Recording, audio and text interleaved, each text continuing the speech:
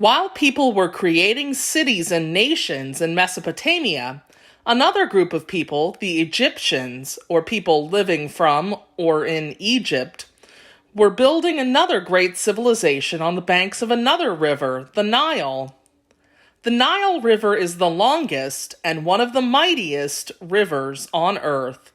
After it flows all the way through Egypt, it empties into the sea. The Nile has always given the people of Egypt a special advantage. It was very helpful for the Egyptians to have the Nile. Most farmers outside of Egypt had a hard time growing crops. They often had to farm the same land year after year. The problem with this was that by using the same land every year, the crops they planted would use up the natural vitamins and minerals in that land. After the vitamins and minerals were used up, the farmers could no longer grow crops on that land. So the farmers would have to stop farming and give the land a few years to rest. By not growing crops on that land for a few years, the natural vitamins and minerals the plant needed to grow would start to build up again. Then the farmers could farm on that land again, at least for a few more years. Because the farmers could only grow their crops on the same land for a few years before the natural vitamins and minerals would be used up, they could not count on being able to grow enough food every single year. It was a very hard life.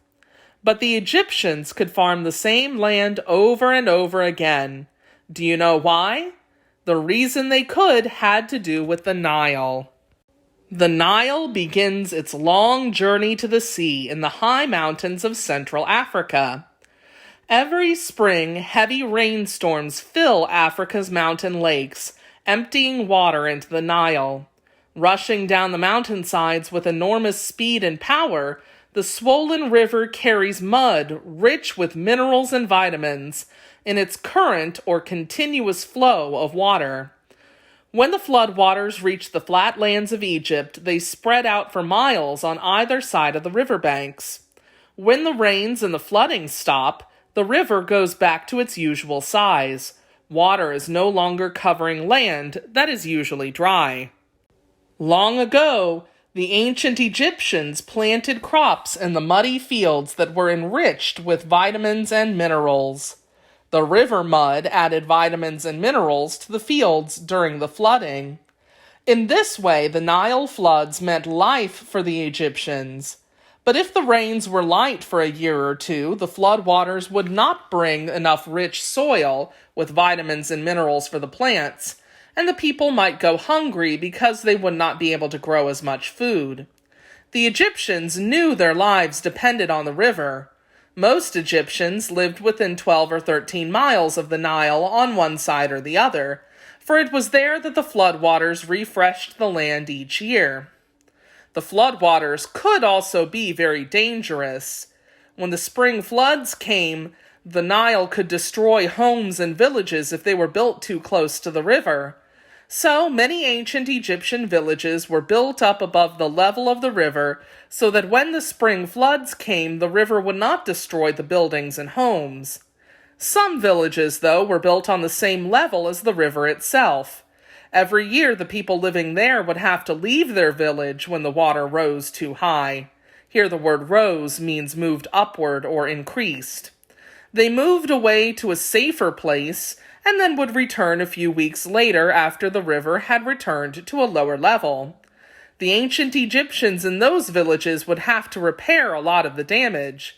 Still, they did that every single year. Some villages had another way of dealing with the floodwaters. The people living in these villages dug canals, ditches cut into the earth that spread from the edge of the river to carry away the extra water from the spring floods. The water flowed through the canals past the village and into the farm fields beyond, so the village did not get damaged, and the water could be transported out further from the Nile. But the Egyptians used the Nile for other reasons, as we shall see in the story of an ancient Egyptian family.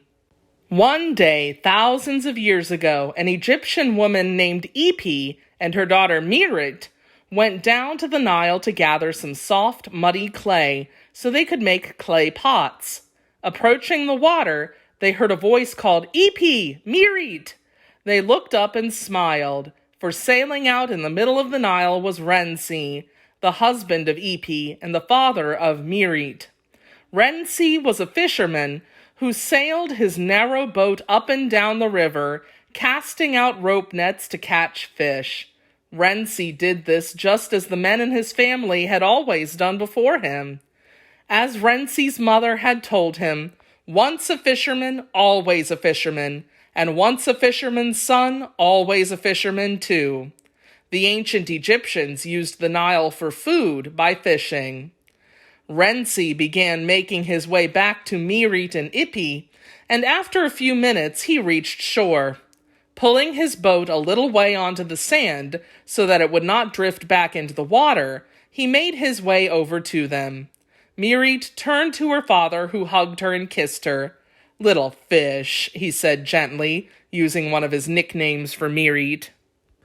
The three of them took the rope fishing nets from the boat and hung them to dry on wooden racks in the sun. Then Rensi, his wife, and his daughter took the fish from the boat back to their village, where they would sell them at the market. The river was an easy way to transport people and goods. That night, exhausted from a day at the market, they made their way back to their little house made of mud bricks at the edge of the village.